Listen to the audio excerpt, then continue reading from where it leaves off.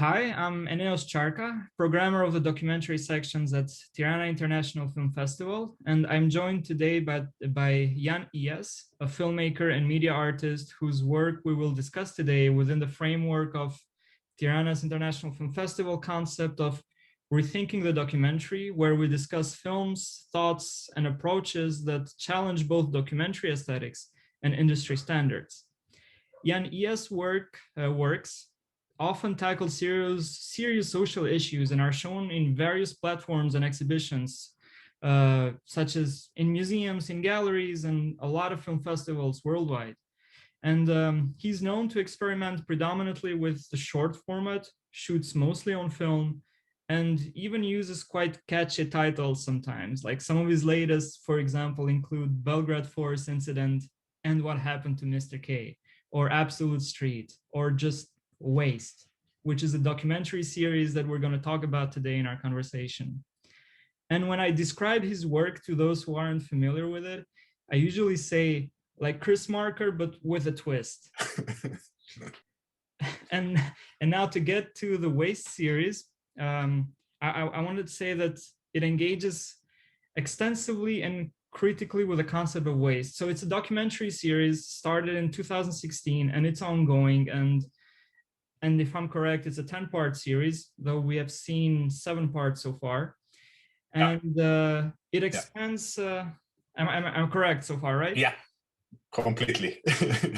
Great. So the idea is that it expands and offers new perspective on the concept of waste. And the first part of this ongoing series is Waste number 2, released in 2016. And we will talk a little bit about the numerical order just because it's not chronological. And I've been trying to make a sense out of that, but maybe it's not. So you're going to tell me later. But before, I would like to very, very briefly describe each of the 7 parts with one sentence or two. And I'll start with number 2, subtitled Wreck. It considers the graveyard of refugee boats on the Italian island of Lampedusa as a waste space whose value seems to alter. Number 3, Boom, looks at the Finnish landscape in Kittilä, where expired explosives are disposed through detonations that form massive mushroom clouds.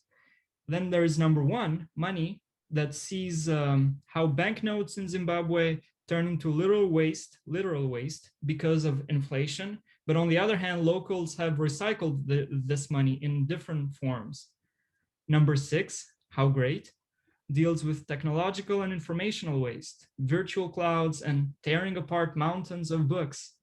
Number 4, New York, New York, revisits the history of the city through 12 cemeteries and 1 landfill. And then there is a second number 1, which re-edits all forms of waste that the previous episodes explored to give us a panorama of modern waste and how the concept evolves. So as I mentioned, I would like to start first by asking you about the order. Is there a reason why we start with number 2 and not chronological? Number 5. Number 5. All right, it's number 5. We missed number 5. Okay. Yeah, New York, New York. Oh, all right. Yeah, I think I said it as a number 4. Okay, so okay. There's this confusion that I had all the time with the chronology. Yeah. The numbers are because of I wrote it in a different order, and so I started to shoot these films, and then I finished in a different order when we started, and so it's kind of the numbers to only for myself to remember where I started and where I get it, and so on. And so there is no other reasons for these numbers than that. Yes, so it's a kind of inside joke only for me. It's a good one, because sometimes you look for meaning and it's like, am I going crazy, or there's another meaning? But still, it takes me to the idea now of why a series as opposed to feature-length work. So why did you think that your idea of dealing with waste would be best in episodic format and not a feature or medium length? Yes, it's only because the financial question. Because of, I had a bunch of these stories, what I introduced to my producer and also the financiers. And the financiers just didn't get the idea to shoot like a series of short films. It was impossible to understand.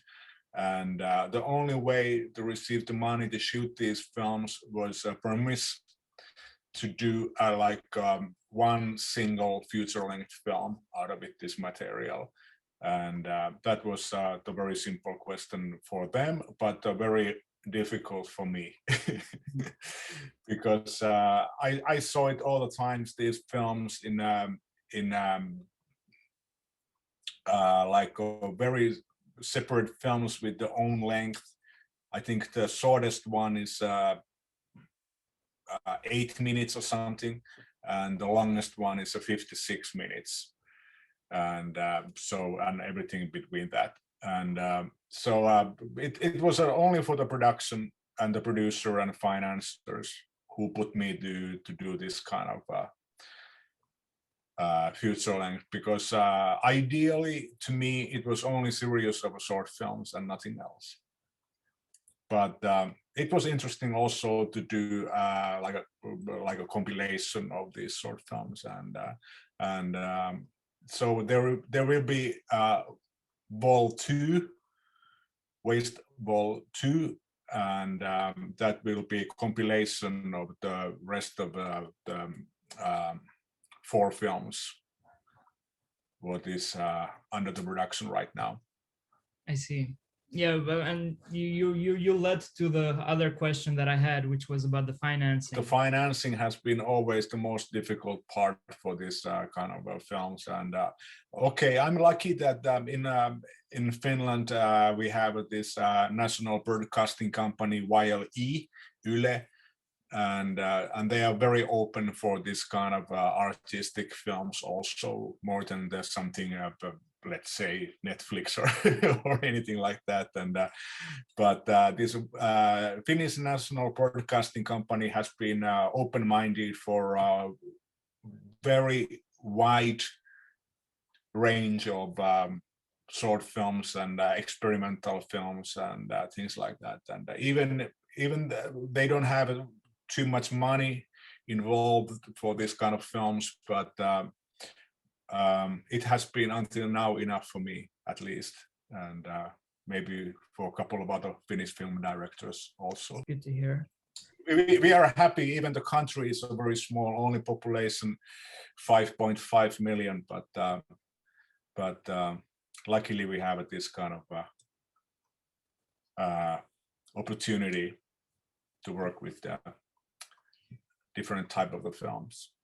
No, it's good. It's good that a lot of kind of films that go a bit beyond what is more conventional or traditional are being made. So it's great that there's plenty of opportunities for films like that.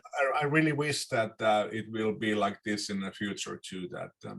But let's hope only. Yeah. So I wanted to go now a bit into the concept of waste. And in the series, it's taken very widely, as I understood it. And I make a list of objects that were turned into waste, which are shown in the films. And I mean, it's not an exhaustive list; it's very short. And I just listed a few like main objects and even ideas that we see. And I put there money, ships, cars, books, electronics, explosives, and even human bodies. And then there are more abstract ideas or thoughts. There is memory, identity, stories, and to some extent even images. But yet at the same time, all of these objects and ideas are recyclable, to the point that if I would have to change the title, I would even use recycled, even though it's a very bad title. But that makes me curious of your understanding of what is waste. And yes, that's true. And actually, I were collecting these stories even before I found this title to put all these stories under the one title, Waste. And it wasn't my idea originally. It was one of my friends with who I was working with one other film. And we used to have a coffee once in a week, and I always tell him these stories during this coffee break. And she said that why you won't do the like a series of the films where you have ideas that you could put it to one title and collect them under this one title, and she gave this name Waste to me, and because I didn't think about that you really could fit all these stories under the one title, and I think it over like 5 seconds, and I decided to put these stories under the title Waste, and it has been a long journey after since that I have been working like a way too many years already with this, and but I don't know, I still don't have a. Actually, I have a kind of the name also for the upcoming series, but I'm not sure about it. It might be Hoax. Mm. But does that mean that your idea of waste has evolved? Yeah, and yeah, the upcoming films, the last part of this series of short films, Waste, will be, of course, our whole planet Earth. So that's the last part of the Waste. Yeah, but I'm not sure. I'm not sure exactly how it's going to be, because how I work is I always work until very late moment that with these stories, and I'm writing this narration, what I use in this narration voiceover all the time in these films, and that's the like last part of filmmaking what I do. That sometimes I'm still writing these narration voiceovers when we are recording it. That and so that's like I really don't know what I'm gonna do with these last parts until we have been recording them. Yeah, I see. But it's also fascinating for me, the voice itself and the text. Yeah.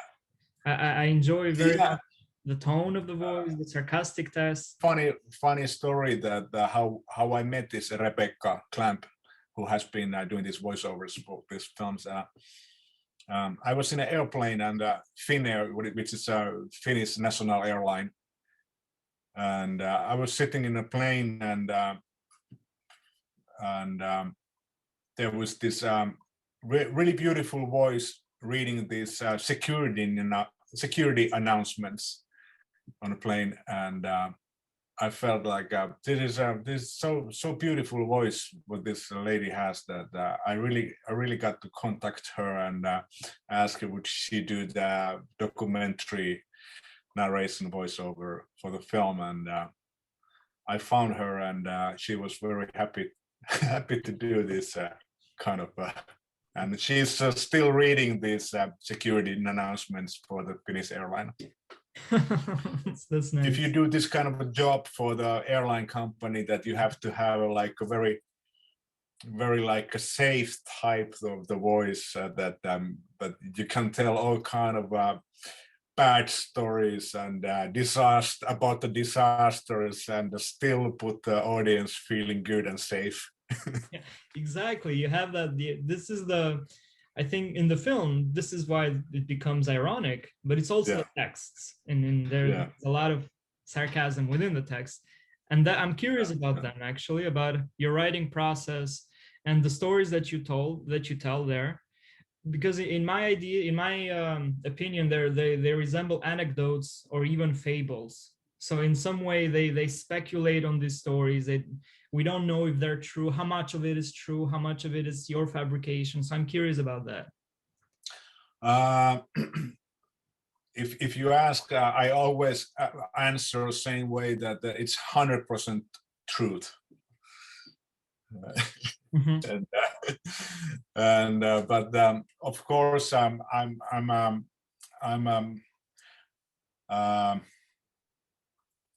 collecting the stories from the very different sources. Example, part of this film Wreck is stories are collected from the TripAdvisor, from the touristic site, and some of the stories are from there, but many times, even in the films, I don't use interviews. I don't have these talking heads in the films, but I do interviews during the film processing, shooting. And many times when you do these interviews for the film, people accept that you also take a picture of them. So many times I put even camera on a tripod, and but it's not rolling. And but that's only for the to put the persons like in a position that they are in the documentary film. And even but I'm recording many times of these stories, and I have like a small recorder, and I'm recording these interviews, but mainly I only do notes. I'm writing at the same time notes to my notebook, and that's basically all the source for the information what I'm using for these films. And so if I forget something, it's not necessary for the film, but everything what I remember, that's I feel like okay, that belongs to film maybe. And but very rarely I'm going back to these recorded interviews, because if I really forget something, I'm feeling that it's not necessary that I'm feeling that I remember only the important things, and so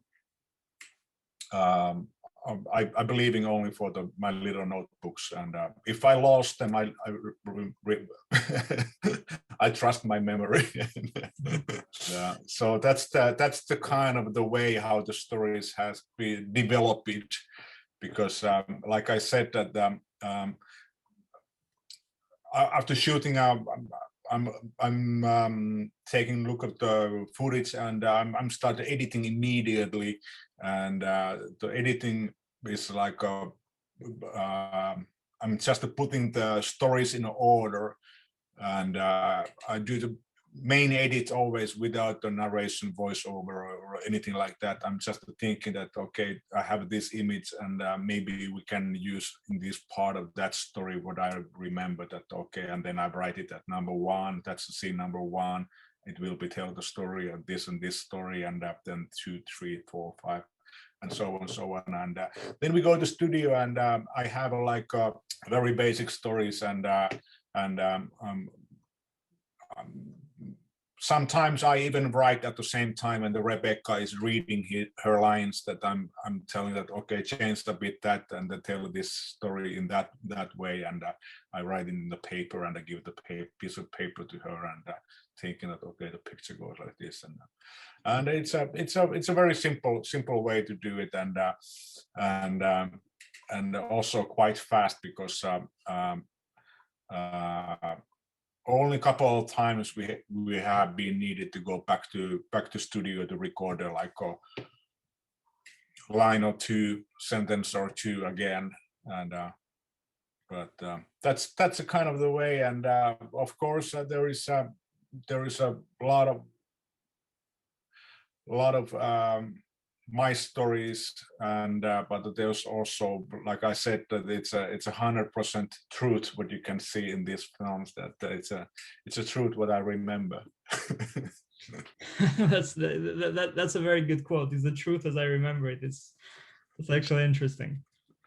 But yet, so it leads me a little bit to this other topic that I want to talk about, and the idea why you leave out the interviews with the people, and why their voice is out, and you retell your stories. Because for me, it's connected partly with the distance that you keep as a filmmaker, because I feel that you are close to them, but yet you are far. So you are I can sense that you have spent time with them when you filmed them, and you have done your research and homework, so we can even fact check the story, yet it's not told in a very non-fictional way. It's like it's told with metaphors, and with as I mentioned earlier, sarcastic tone, and I feel that this way suggests a little bit the idea that there is more than what we see and there is more than what we hear. And I can take a specific example of that. And in New York, when throughout the whole 20 minutes, we talk about the potter's field and we talk about the landfill. I always have this imagination that there is something more that we are not seeing. And that's because, of course, we cannot see it because it's a cemetery, it's under the ground. But at the same time, when you film the island that is the cemetery island, you still keep a distance from it.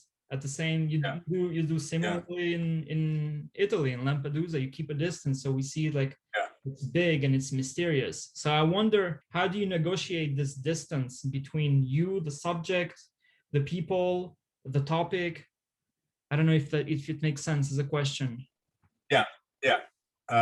Okay.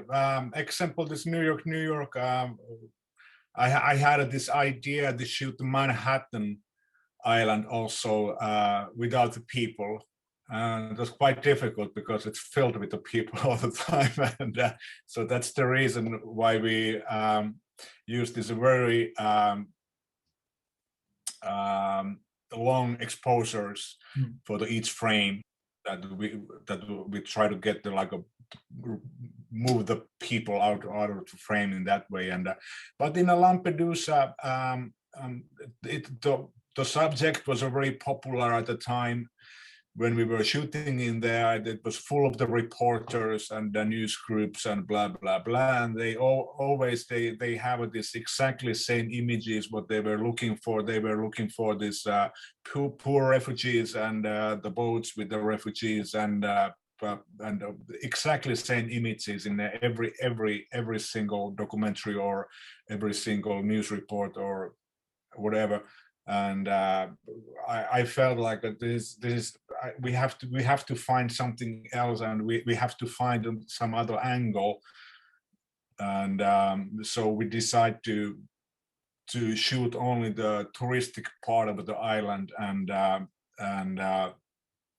so far away that you cannot recognize any faces. There is only like human small figures, images, and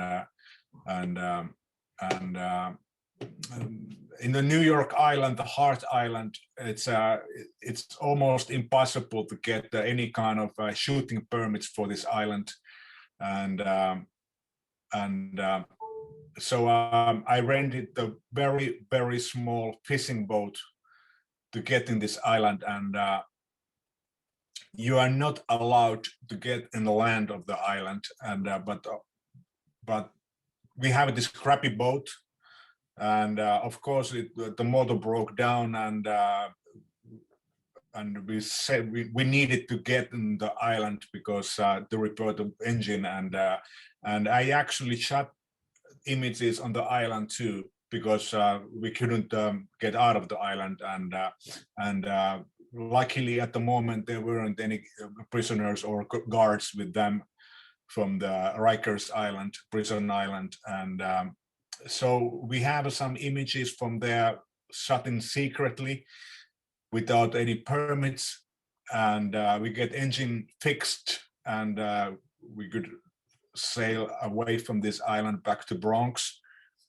But when I saw these images, I decided that it's more interesting to see only the island from the distance, because it wasn't.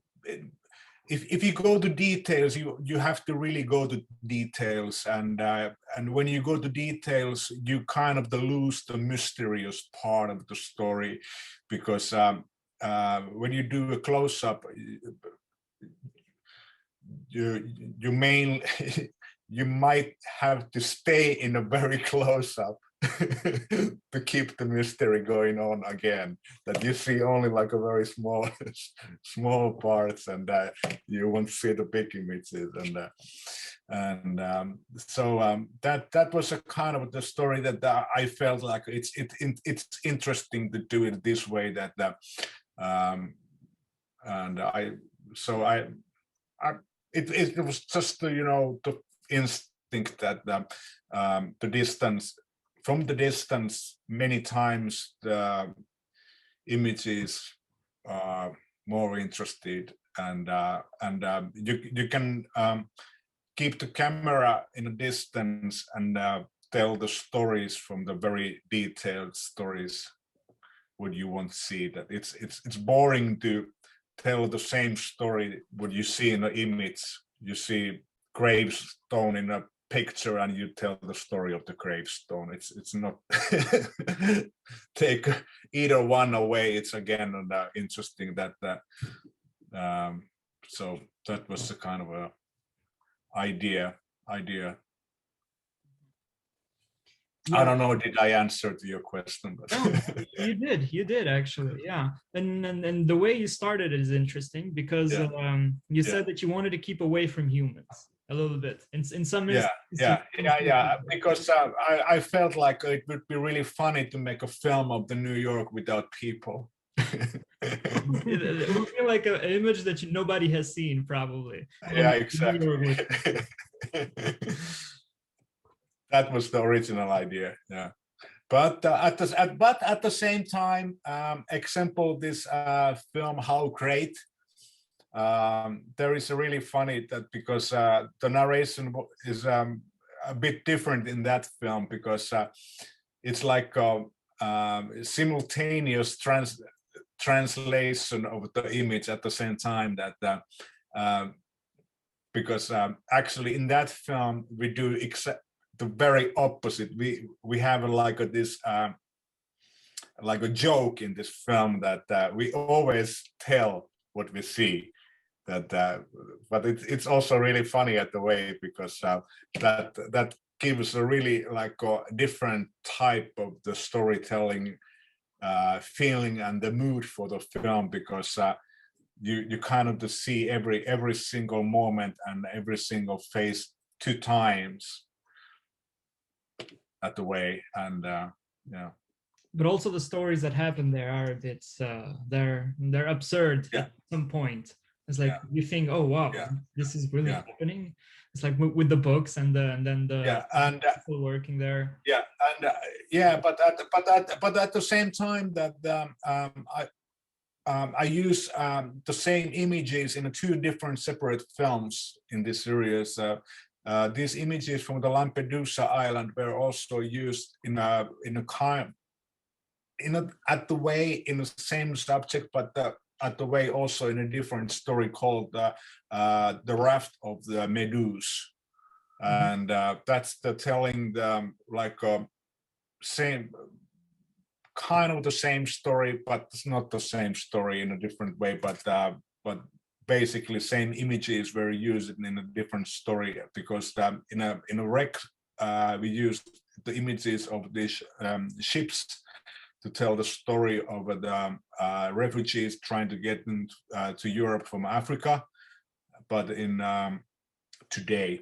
And but the Raft of the Medusa, we using the same images to telling the very historical shipwreck story from the 1600 when the Europeans going to colonialize the African continent and shipwrecked in there, and so it's like a crossing these stories with the same images. I see a pattern here. Like it's in a way I'm trying to understand your philosophy of recycling the stories, recycling the images. Yeah, that's like a recycling. So it's like a trademark here. Yeah. Because actually, that the whole film of the Raft of the Medusa is done with the material what I was actually shooting for the another films, and simple these Lampedusa images, but also images from the Labland. I was thinking to do one other film which I never finished, but I have these materials, and so I used in this film, and it's only the whole film is basically done from the leftovers of from the other films. Yeah, nothing goes to waste. Going back a little bit to the New York Without Humans, and the idea of sometimes not having the presence of people. You know what? It leads me to think that although these films talk about, you know, humans and it's there at the center of it, sometimes there is an approach that is more than human. It's like anthropocentric approach where we see how the ecological crisis is present there, but you do not you don't address it directly at all times. So I'm curious, how did you manage this this balance of talking about where the planet is going, but also keeping these micro stories there to tell this larger thing? Difficult question, because I don't really know. I don't really know that what I can say. But maybe that's related to your future take on the series. Yeah, might be something, but it's also something to do with this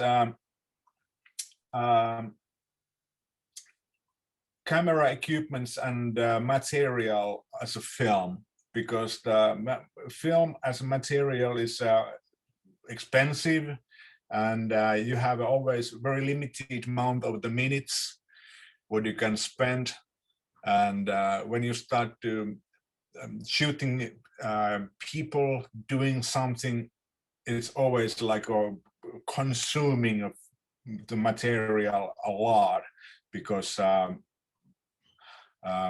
even something very simple with people, it's like you start to following, and you start to doing the things, and before you even realize that you have spending 10 minutes of film material, and sometimes it's like the old material for the film. Example, for the short film Wreck, we had a material for this film like I don't know, 15 minutes, and we make a 10 minutes film out of it, this material, and the rest of the film images what we didn't use in this film, we use it in this Medus film, and because when you are in a location with a very limited minutes of a material, you have to think about the editing already, and when you start shooting something that what is moving and you cannot control, it makes things already way more difficult than with the only landscape. It does. That's kind of the answer. I don't know, but at the same time, when you think about because nowadays the mainly of these documentary films are shot in a digital format, and that's the like you have like an endless amount of minutes to collect it to your film, and but when you work with like a 60mm or 35mm film, you have to think about editing all the time in a location. Even I don't have a screenplays in a location, but I have to start thinking about the editing already, that what is necessary and what is not necessary, and which is I really like to work with this way, that that I don't do any kind of like a pre-work trip to this location. I do only like one journey with this film, and I shoot all the film in a couple of days, and my shootings are very short, and the crew is always very small.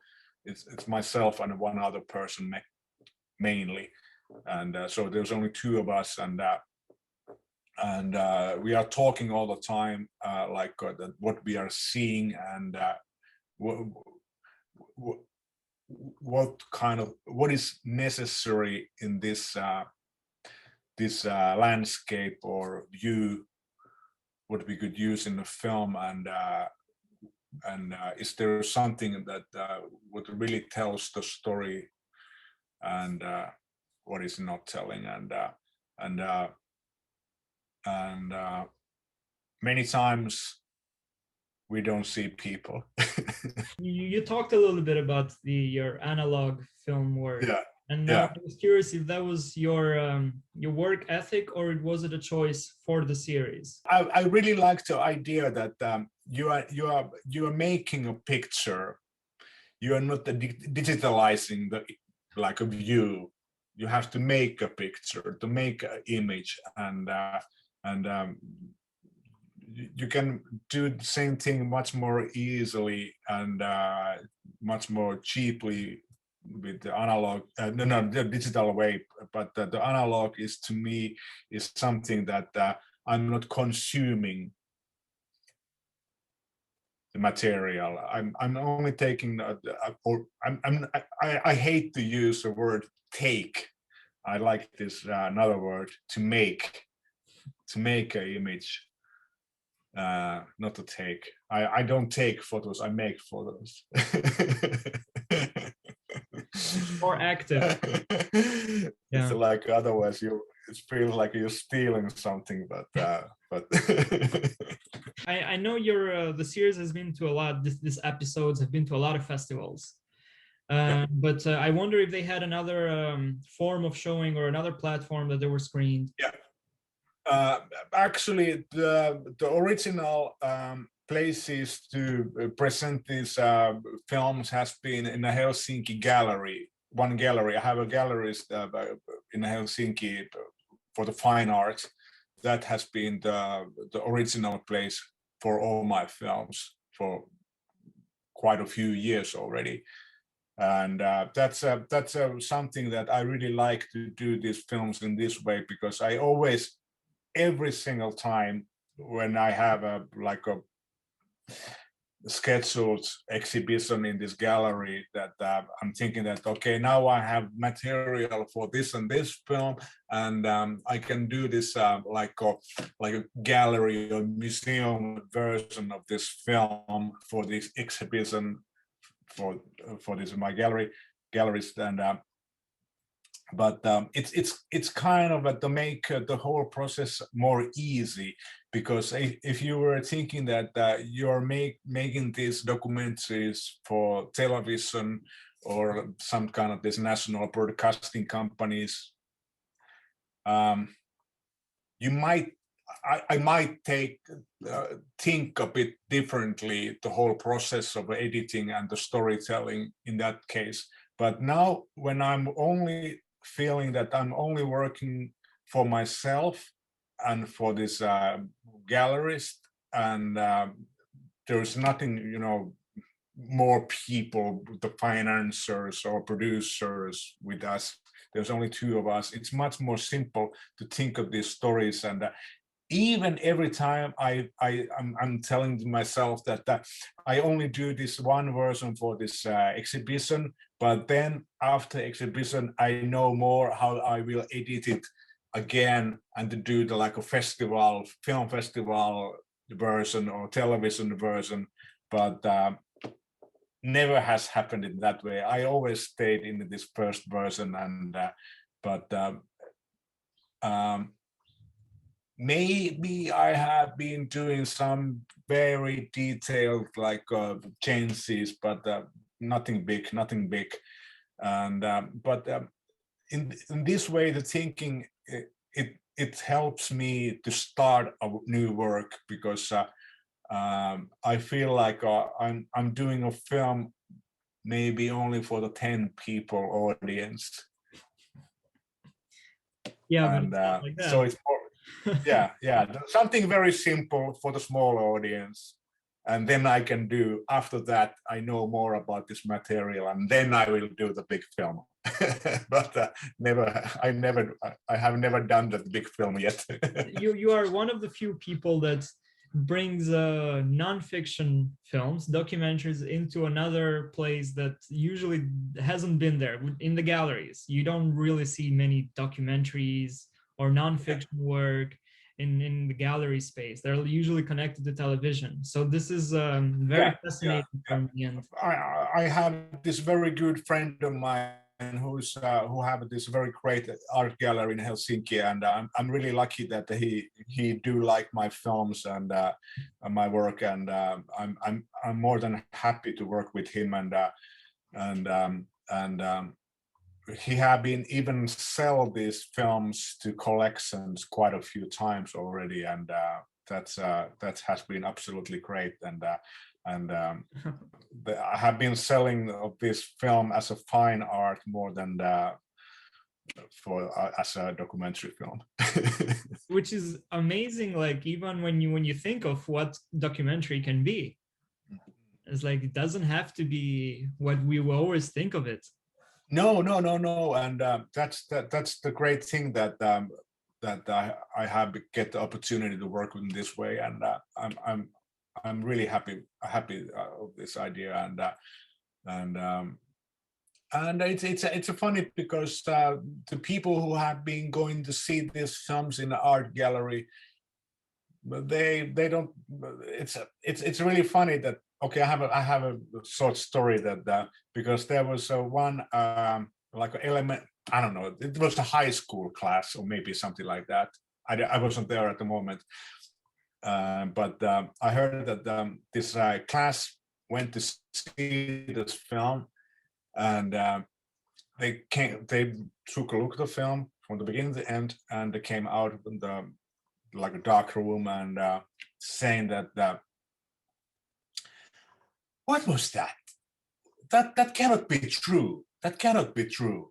And the teacher said to these students that no, it was a true, 100% true, that it was a documentary. No, it wasn't documentary. It was art, and it's not true. That's another fascinating quote. Art cannot be true. yeah, it's great. And it's like, it's so great also to end this interview with this idea that it's art, it's not true, and then, oh, think about that now. yeah, but it was great to talk. It was great to have this talk with you, and thank you very much of your interest of this, and I will let you know when the new parts are ready. Oh, I'm very curious. I want to watch them. It's like I would be more than happy to be one of the first people that you can send it for. Like, oh yeah, I would be delighted to watch. I will do that because it was really nice to talk with you, and because these are the questions what I don't have very normal usually, that mainly the questions I have been always like, how you get the permits for this location? So your questions were really good and really put me to think. It's good to hear that. Thank you. Yeah. So I hope we get a chance to meet in the future, maybe in some festival or in some gallery, or talk someplace. It was. Thank you again for joining me. It was great having you. Thank you very much, and have a great day in Los Angeles.